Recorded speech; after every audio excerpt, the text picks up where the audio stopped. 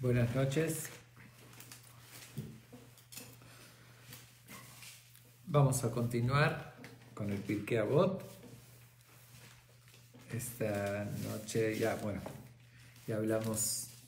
interrumpimos con el Pirkei Avot para hablar de la historia de Rabbi Meir, pero la verdad lo ameritaba. Pero ahora sí continuamos con la Mishnah 11 del cuarto capítulo, que dice lo siguiente: Rabbi Eliezer ben Yaakov Omer. Rabbi Eliezer ben Yaakov solía decir. ¿Quién es Rabbi Eliezer ben Yaakov? La verdad, no está muy claro con seguridad absoluta si habían dos Rabbi Eliezer ben Yaakov o fue uno que tuvo una vida muy larga. Porque Rabbi Eliezer ben Yaakov se lo menciona que estaba en la época del Bet HaMikdash, cuando estaba el segundo templo construido, y también se lo menciona que estaba en la época de la rebelión de Bar Kokhba, que eso fue mucho tiempo después. Entonces es una versión que tuvo una vida muy larga y otra versión que habían dos Rabbi Eliezer ben Yaakov. De todos modos, ¿por qué sabemos que estuvo en la época del Bet HaMikdash?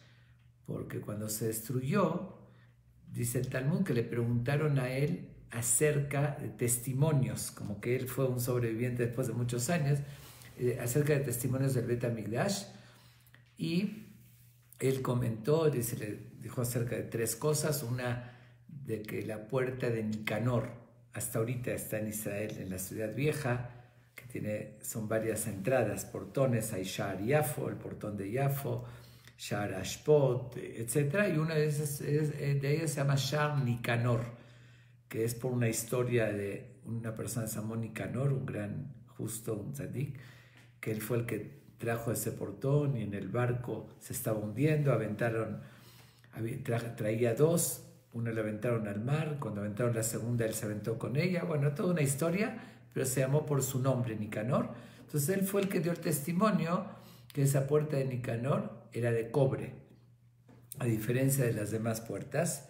También fue en el tratado de Midot, en el Talmud, él fue el que describió las medidas que tenía el templo, el Bet HaMikdash, el Mizbeach, el altar. Él fue el que describió todas las medidas. Y una tercera cosa que se menciona en el Talmud, que él atestiguó cómo lo hacían en el Bet HaMikdash, era acerca de qué decían en el momento de dar las vueltas con la arabá alrededor del Mizbeach, del altar, que el séptimo día de Sukkot se hacían unas vueltas que hoy en día lo que llamamos Hoshana Rabbah. Recordando eso, damos dos vueltas con el lulav y al final, golpeamos la arabá, que es un ritual que llevamos a cabo hoy, recordando lo que hacían en el Bet HaMikdash. Pero él fue el que atestiguó cómo lo hacían en el Bet HaMikdash.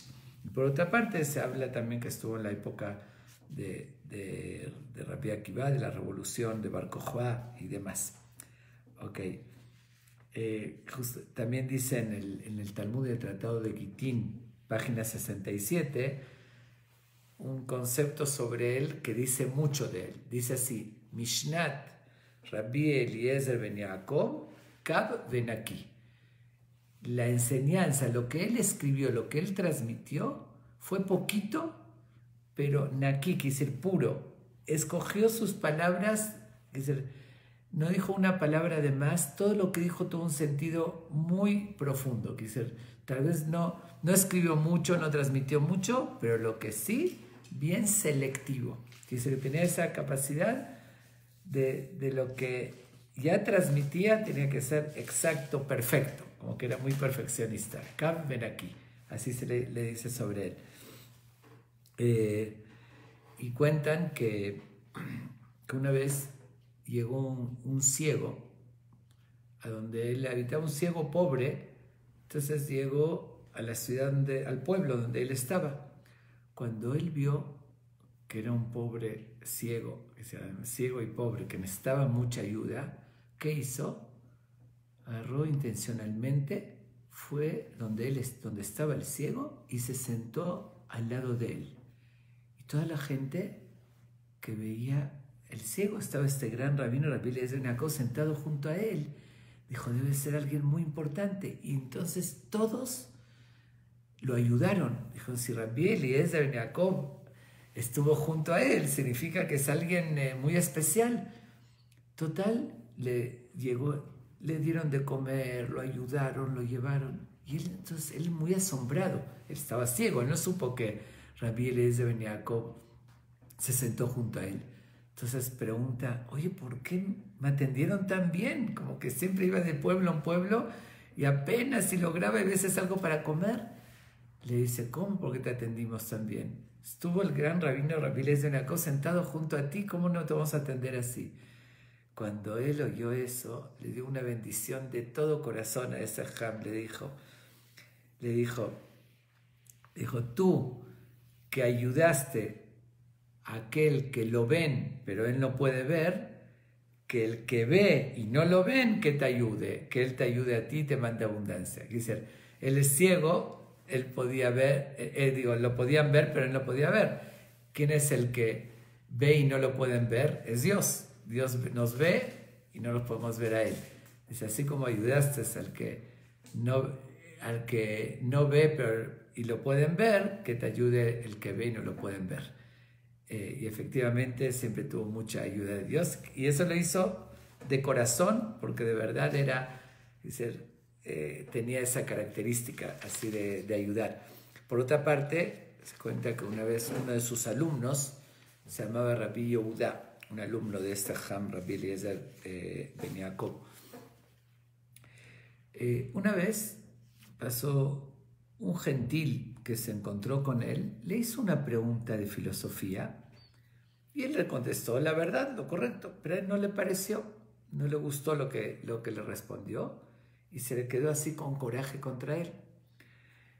Este gentil, ¿a qué se dedicaba? Era falsificador de monedas. Antes había monedas, no habían billetes, eran monedas del gobierno con un sello, y él tenía un taller donde falsificaba esas monedas. Bueno, como sabemos, como todo este tipo de acciones, tarde o temprano se descubren. Y al final lo atraparon y lo llevaron a juicio. Cuando vieron que se lo atraparon, que tenía en su poder monedas falsas, que iba a pagar algo y todo.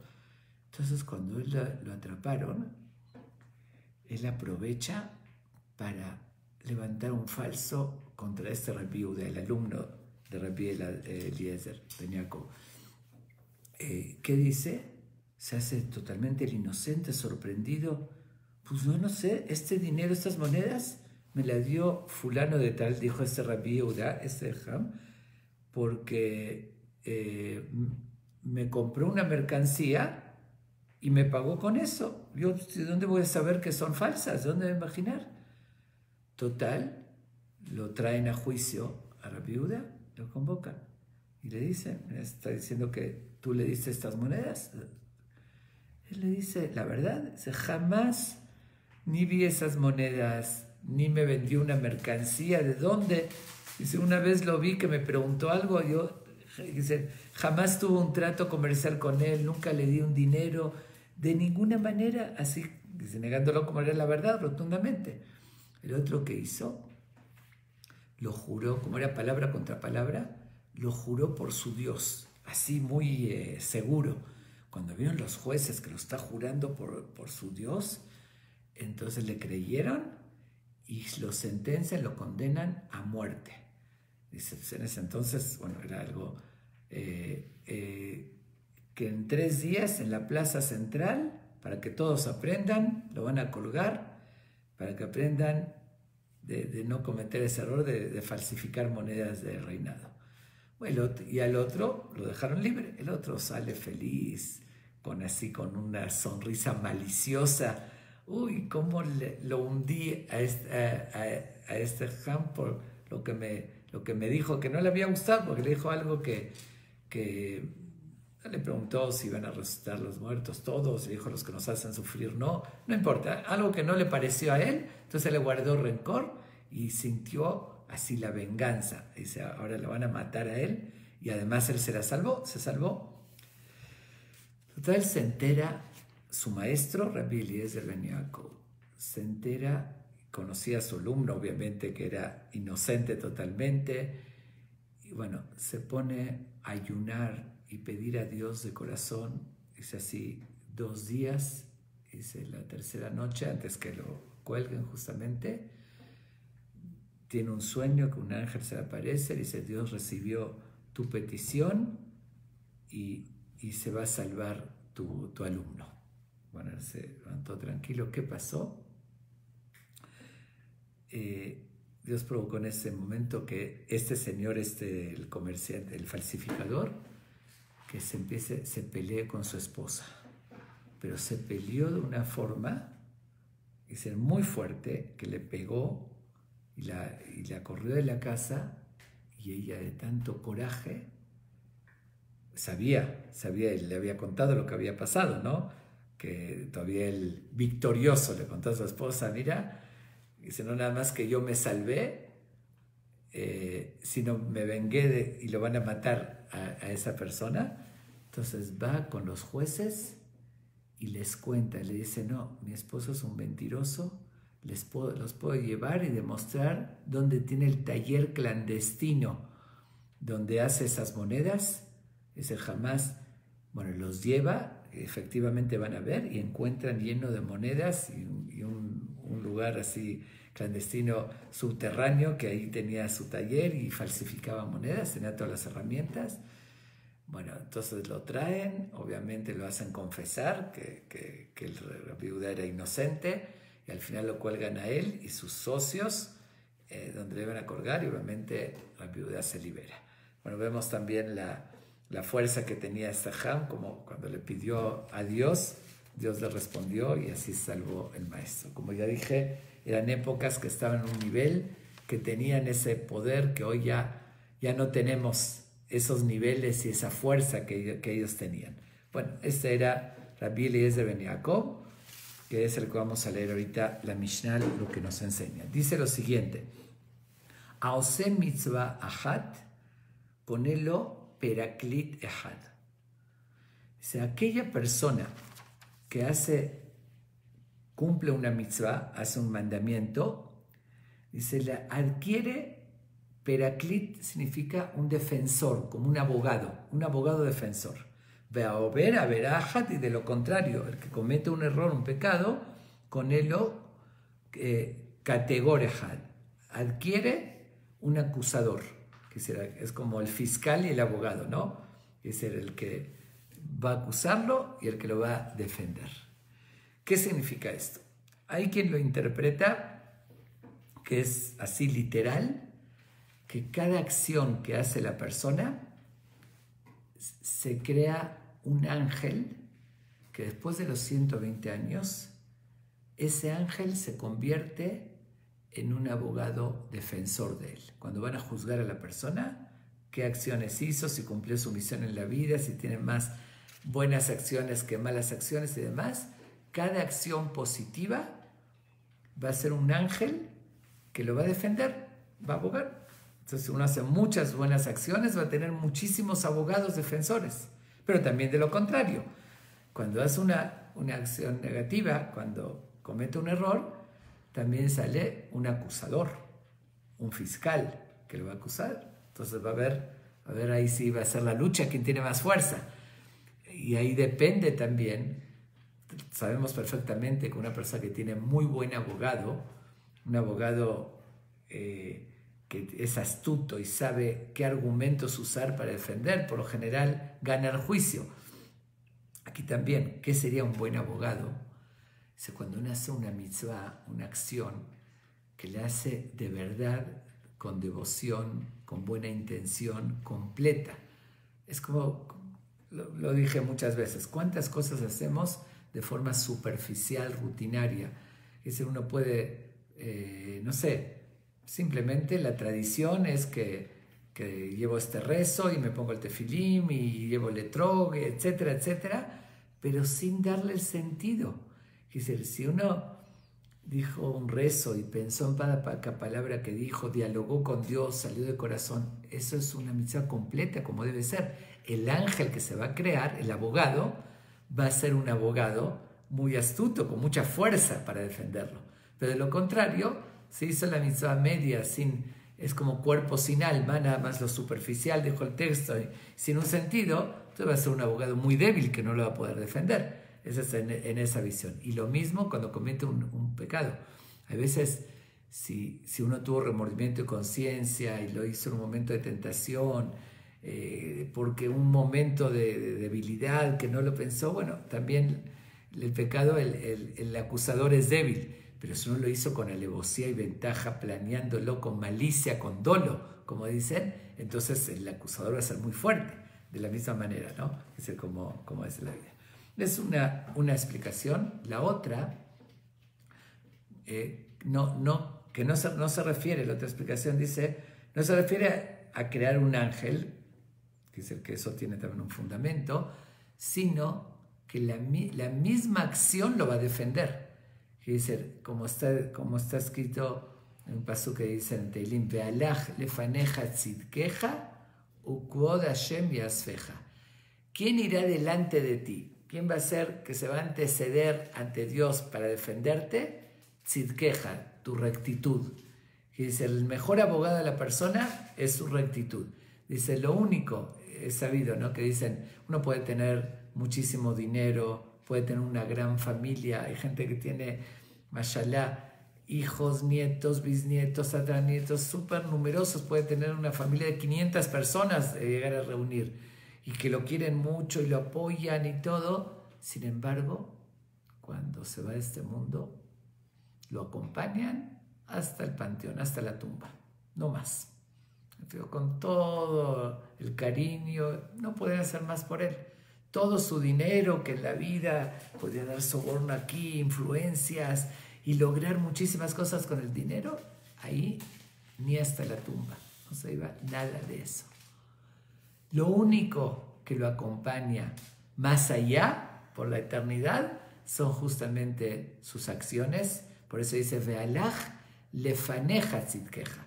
Irá ante de ti, se adelantará. Tus méritos, tu rectitud, va a ir, Ujvod Hashem yasfeja, el honor de Dios te va a recoger. Es decir, ¿quién va a recibir a esas buenas acciones, esa persona que tiene renombre por esas buenas acciones? El honor de Dios, porque es lo único que puede abogar por la persona y se adelanta. Todo lo demás, como dije, su dinero, su familia, todos hasta ahí nomás. En vida te podemos ayudar, pero una vez que acaba la persona, nadie lo va a acompañar. Ok, por eso dice que la misma mitzvah, la misma acción, ese va a ser su abogado. Y de lo contrario, su acusador va a ser el mismo error que cometió, el pecado. Que esos van a ser sus defensores y sus acusadores. Por eso, y a veces mayoría llega a ser o en calidad o en cantidad, pero por eso uno tiene que esforzarse en hacer una más y una más. Puede ser que un mérito más que hizo incline la báscula, incline la balanza hacia el lado positivo, o por la calidad, por el peso. Entonces por eso cada mitzvah hat está adquiriendo un abogado defensor, como dije, o por el ángel mismo o la acción misma que lo va a defender. Entonces vale la pena esforzarse y saber de lo contrario también, que un error puede inclinar la báscula para el otro lado. Ok, sigue diciendo, Teshuvah u'ma'asim tovim kitris bifne apuranut. Dice, la Teshuvah, por otra parte, uno comete errores igual, dice, sin embargo, la Teshuvah y los Ma'asim Tovim, que dice, después de cometer un error, Dios siempre nos da una oportunidad, que es reflexionar y pedir perdón.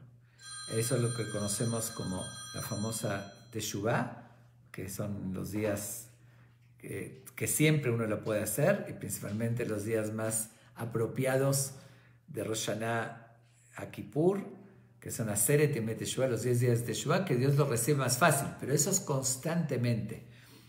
Dice, por una parte están buenas acciones o malas acciones. Por otra parte, hay un remedio a eso, que es justamente siempre pedir perdón. La Teshuvá es un regalo que Dios nos da, un regalo increíble.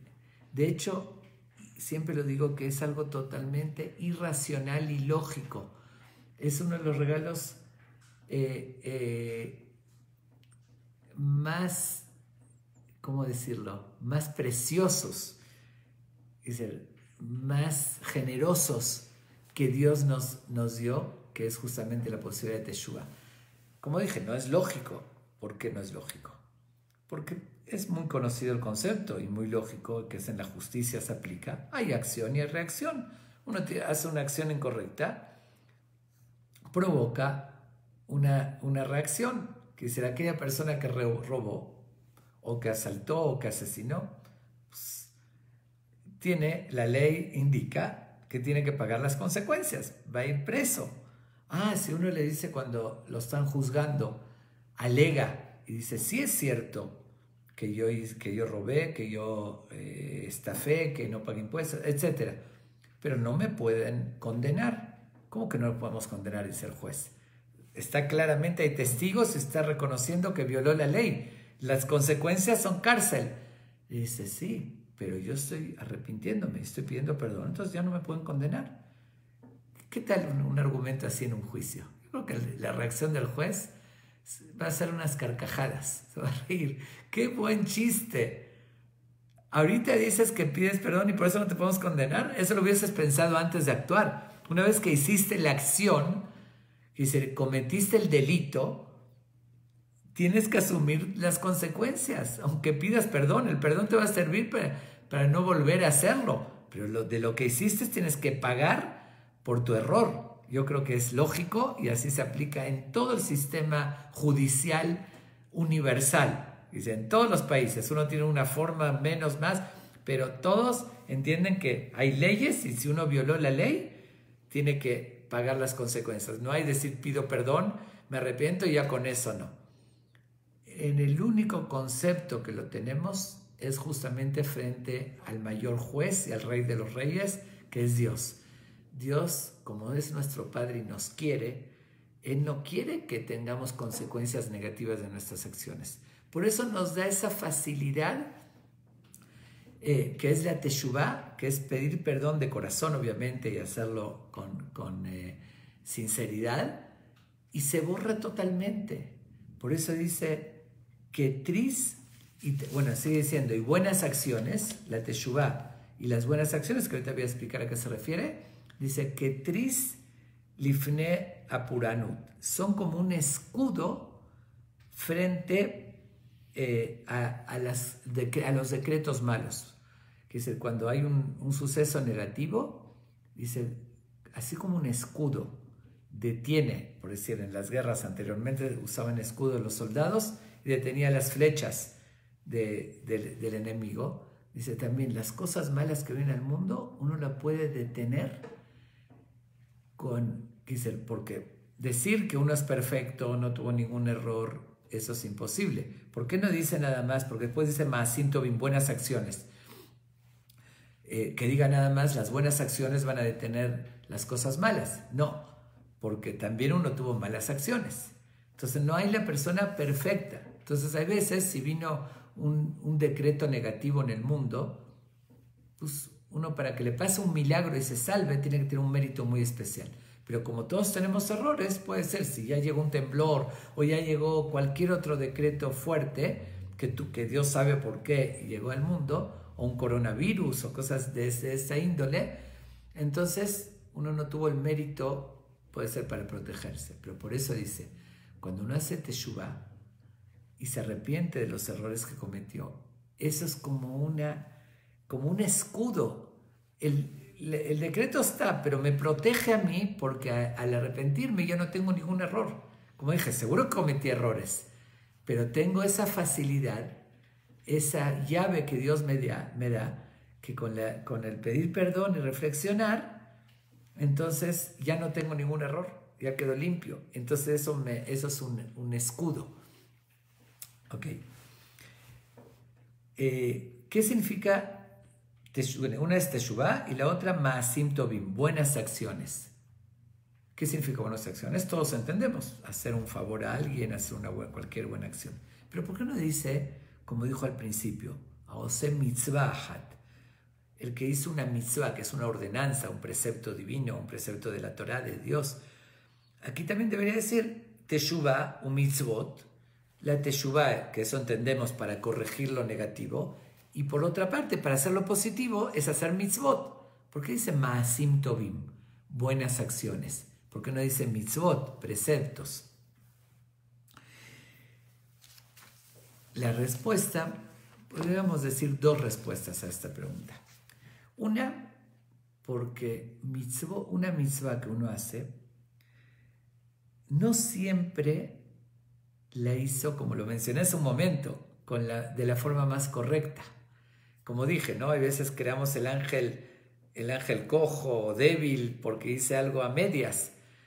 Y muchas veces uno tiene otras intenciones para que me vean, que yo doné, cosas de ese índole. Ok, sí, hizo un donativo o compró algo, pero a veces puede ser en una subasta de como se subastan la petijata de Jal, abrir el Jal o la salida y todo. Ok, no digo que no, uno puede tener la mejor intención porque quiero subir y es muy válido comprar una mitzvah o hasta dar un buen ejemplo.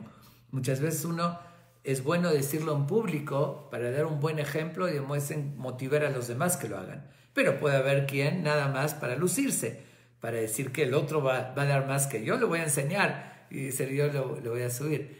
Y así, hay veces uno cree que está haciendo una mitzvah, como un ejemplo, se va a levantar a Selijot. Bueno, es un mérito levantarse a Selijot. Ahorita se aproxima el mes de Elul, antes de Rosh Hashanah, tenemos que pedirle a Dios, nos levantamos temprano, pero muchas veces lo hace a costa de despertar a su esposa y a sus hijos. Entonces, en vez de convertirse en mitzvah, se convierte en pecado, no nada más que no ese.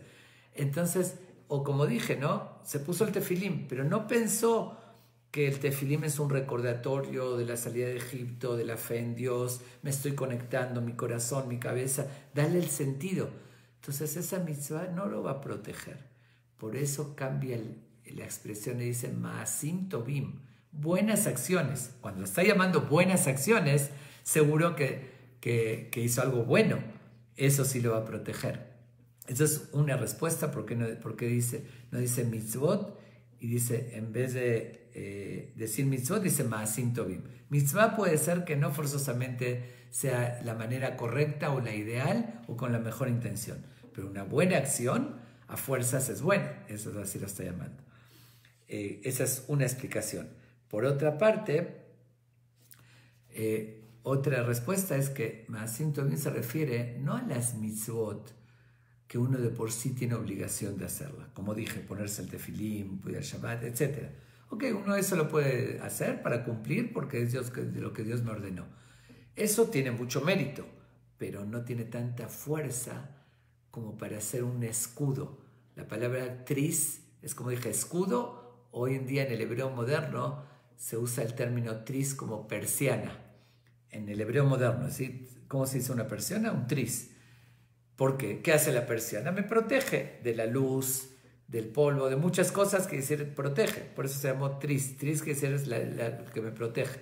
Para tener fuerza de que me proteja de un decreto que hay en el mundo, de algo malo así, tiene que ser más que simplemente lo que hago por obligación. Tiene que ser una buena acción decidí, yo no tenía obligación de ayudar a la comunidad, de apoyar a alguien, de trabajar para esta causa. No es mi obligación. Dice, sí es un mérito, pero mi obligación, ok, yo cumplo todos los días, me pongo el tefilim, rezo, cuido Shabbat, etcétera, etcétera. Pero cuando uno hace más que su obligación, que se hace una buena acción, se apiada de alguien, ayuda, tiende la mano, eso, como hizo más de la obligación, Dios hasta le puede hacer un milagro. Es decir, tú te mereces, doblegaste tu egoísmo y demás por ayudar, por hacer el bien, eso será un escudo frente a cualquier cosa negativa. Ahora, ¿por qué dice ketris? Como un escudo. ¿Por qué no dice un escudo? Que debería decir, te llevamos asiento bien, tris por son un escudo frente a, dice ketris. Dice, como un escudo. Tal vez aquí nos está insinuando algo muy interesante. Un escudo, vamos a hablar del mismo guerrero, ¿no? En los tiempos de antes que tenían el escudo enfrente para protegerse de las lanzas, de las flechas y demás. Pero ¿qué sucede si uno lo tiene muy débil, el escudo, no lo agarra fuerte? Una lanza igual lo lastiman, que se le aprietan sobre el escudo y lo ponen encima de él y lo pueden derrumbar, lo tiran al piso y lo matan. Para que sirva el escudo hay que agarrarlo con fuerza. Ese también, aquí nos viene a enseñar eso. Es como un escudo.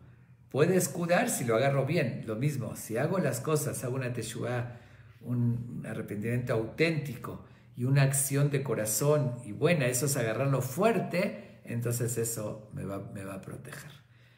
Okay. Entonces esa es la enseñanza de Rabbi Eliezer ben Yaakov.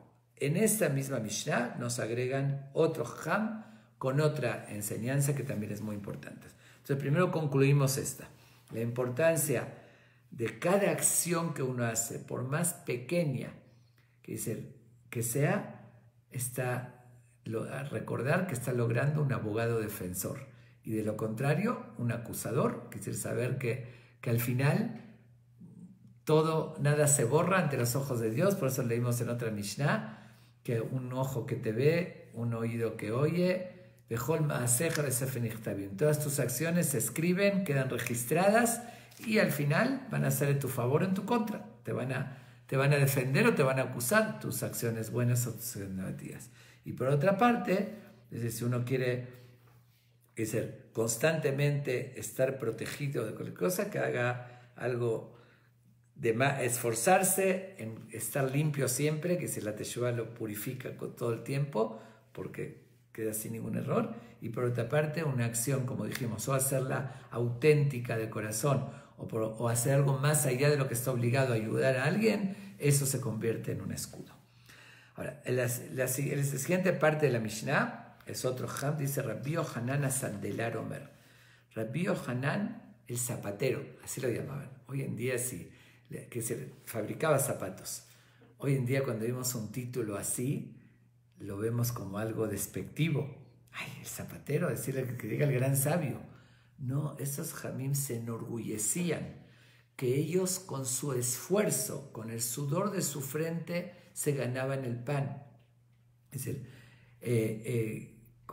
ya hablamos de ese tema, que vemos en Pirkei Avot y en muchas fuentes, que uno tiene que ganarse con su esfuerzo. Y ya lo mencionamos también, que una persona que da de su tiempo, se dedica para aportar algo, también es con su esfuerzo. Pero si no está aportando nada y nada más recibe dinero, apoyo, y no aporta a los demás, nada más estudia, eso no está correcto, aunque eso hoy en día se practica mucho, pero no es lo ideal.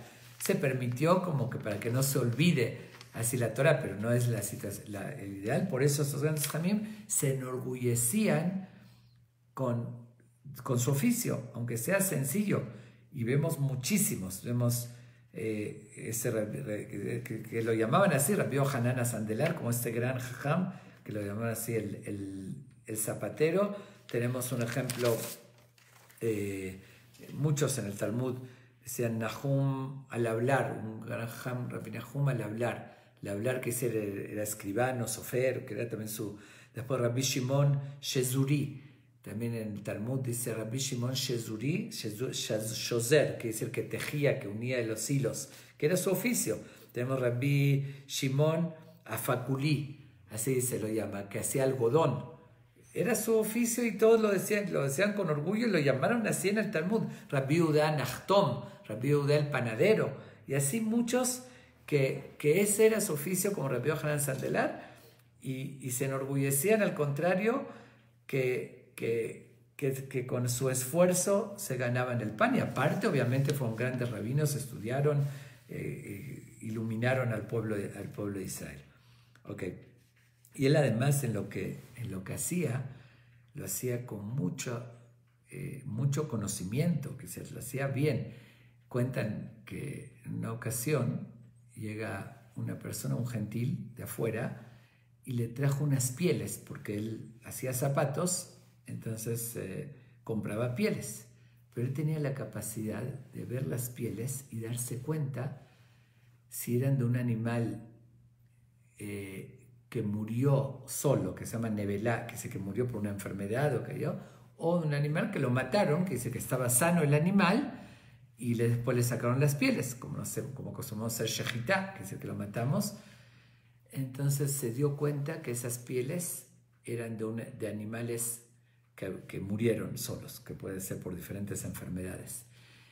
Y él sabía que tiene dos características negativas cuando es un animal muerto. Una, que la piel no es tan resistente, se debilita la piel cuando ya murió solo. Y dos, que a veces incluso ese animal pudo picarle una serpiente y tiene algo de veneno, o puede tener otras enfermedades que el calzar el zapato puede llegar a hacer daño al que lo hacía. Entonces se negó rotundamente a comprarle esas pieles porque le hacía zapatos por la integridad, ¿no? Decir, no llegar a engañar. Obviamente que se las estaba vendiendo mucho más baratas, que le convenía. Cualquiera diría, bueno, a mí qué me importa el que la use, es su asunto.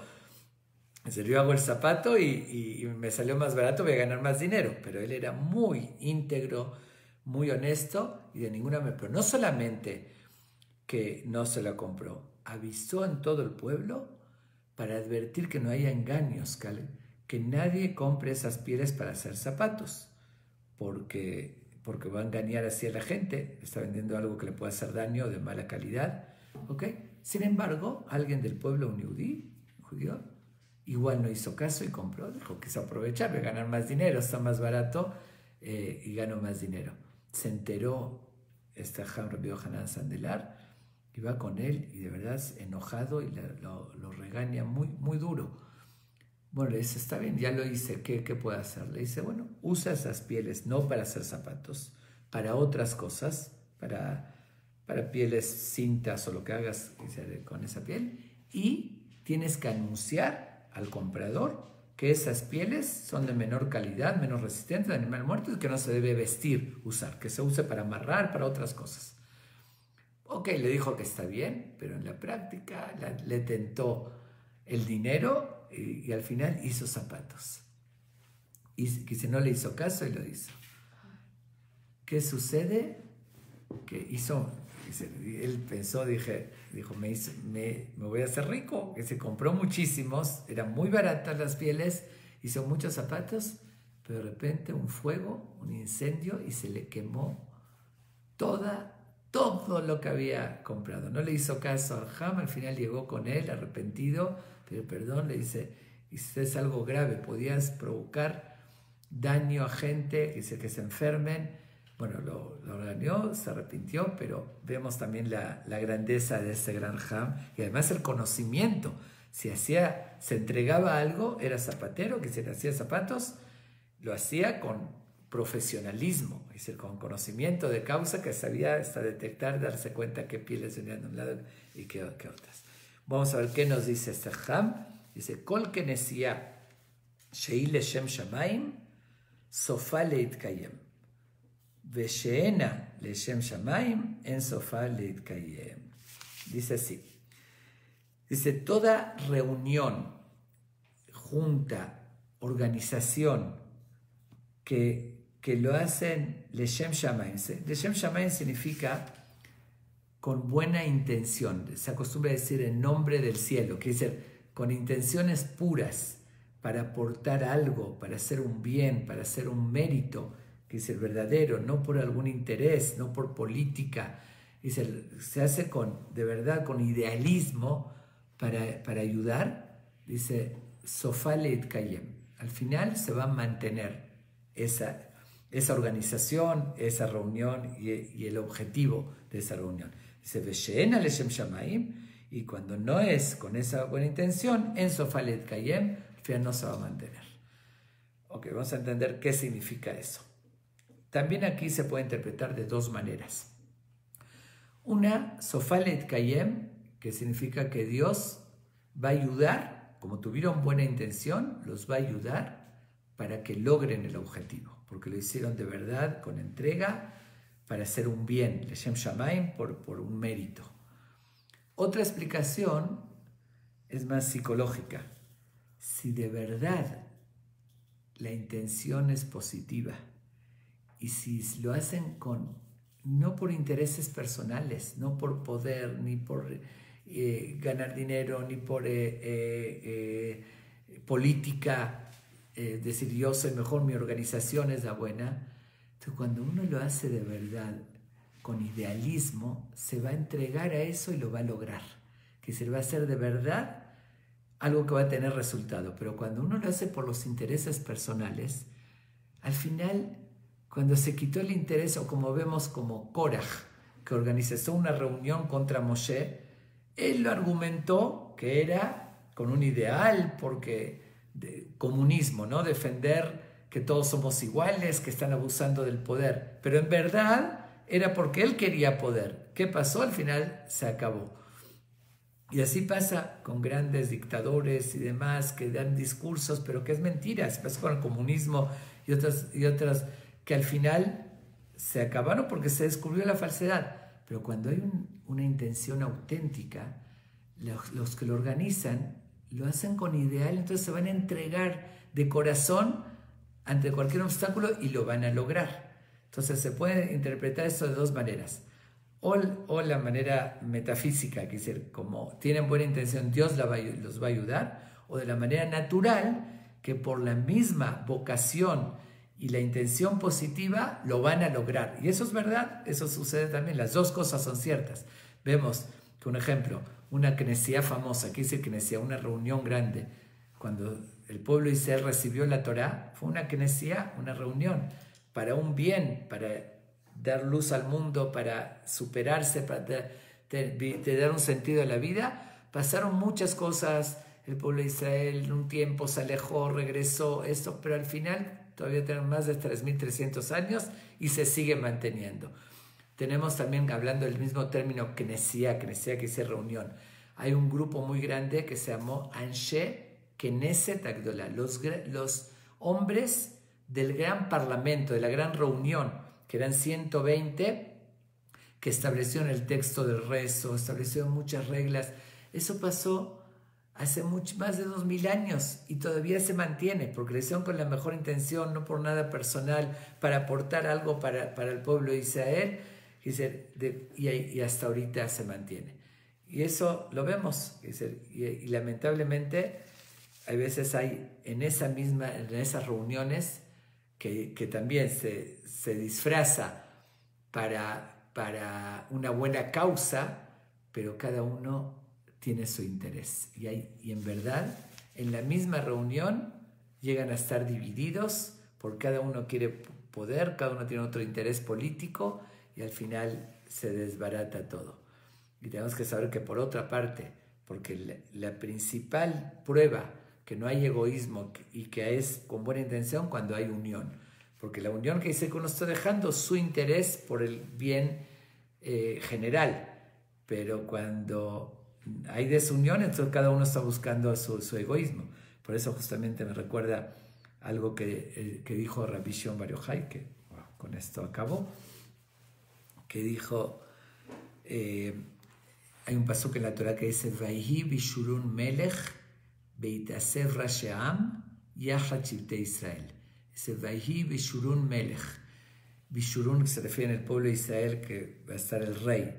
Beitasev rashe'am yachad shivtei Israel. Cuando se reúnen los dirigentes junto con todas las tribus, que dice, cuando hay unión. Y lo explicó así. Dice, ¿cuándo va a estar el rey Dios sobre el pueblo de Israel? Cuando están unidos. Y lo dijo Mashal Lema Dardon, me dijo Rabbi Shimon Bar Yochai, que ya hablamos de él. ¿A qué se compara esto? Dice, en el puerto habían 2 barcos amarrados bien al puerto y amarrados entre los 2 barcos, que estaban bien sólidos, que no se movían. Sobre eso construyeron un palacio para el rey, sobre los 2 barcos, pero que estaban amarrados al puerto, y entre los 2 barcos amarrados también, bien fuerte. Mientras esos barcos se mantengan amarrados entre ellos y al puerto, el palacio va a poder mantenerse, que se puede construir sobre eso y se puede habitar ahí. si llegan y cortan los lazos, las sogas que están uniendo a los barcos al puerto, se va abajo todo el palacio. Entonces dijo Rabbi Shimon Bar Yochai con ese ejemplo, cuando el pueblo de Israel estamos unidos entre nosotros, cuando hay una reunión, unas causas, que dejamos los intereses personales, no hay política, buscamos el bienestar, la superación, cómo aportar, entonces ahí estamos unidos, Dios está el palacio sobre ellos. Pero si lo cortamos, se van los barcos y se hunde el palacio y a Dios no posa, y no está presente. Bueno, no es el tema en sí la unión, nada más referente aquí porque el tema de la unión es muy extenso, pero nada más entender la importancia de que Nesiat Leshem Shamayim, que sea con buena intención, con cualquier causa, que ahí Dios los va a bendecir, van a tener éxito y además lo van a lograr. Y sin embargo, cuando se mezclan otros tipos de intereses, que pasa muchísimo, cuando hay política, o decir yo tengo razón, el otro está mal, y mi grupo, por eso hay que Nesiat son grupos, reuniones, grupos, mi grupo es el único que sirve, todos los demás que no piensan como yo, los condeno y hablar mal del otro, dice eso se va a destruir, al final eso no se va a mantener. Seguimos viendo consejos y enseñanzas tan reales, tan sabias. Tratemos de verdad de seguir estas grandes enseñanzas para tener una mejor calidad de vida. Muchas gracias.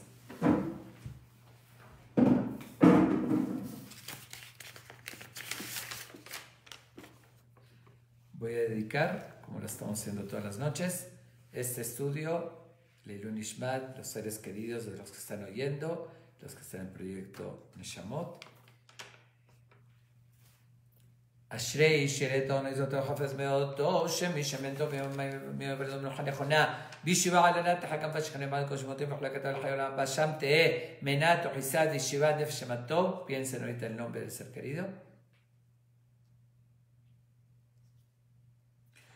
Ruach Hashem Teniham Beganen, Nitpatru min al-Maden, Kerutem Mesham Baramech, Juan Hamel Achim Bechama Bechos Bechmura Lehem, Veilave Alem Shalom, Al Mishkava Mi Shalom, Keichtiv, Yavo Shalom, Yanuch Mishkaotam Lechacho, Hem Bechol Bnei Yisrael Shochem Bechalachim Vasiachot, Vechen Yirason, Benomar Amen, Veze Alimud Leilun Nishmatam, Navsham Beto Bealinu, Ezara Mishuares, que ese estudio sea para elevar sus almas, que estén en el Gan Eden con Dios y sus seres queridos, que tengan larga vida y salud. Amén.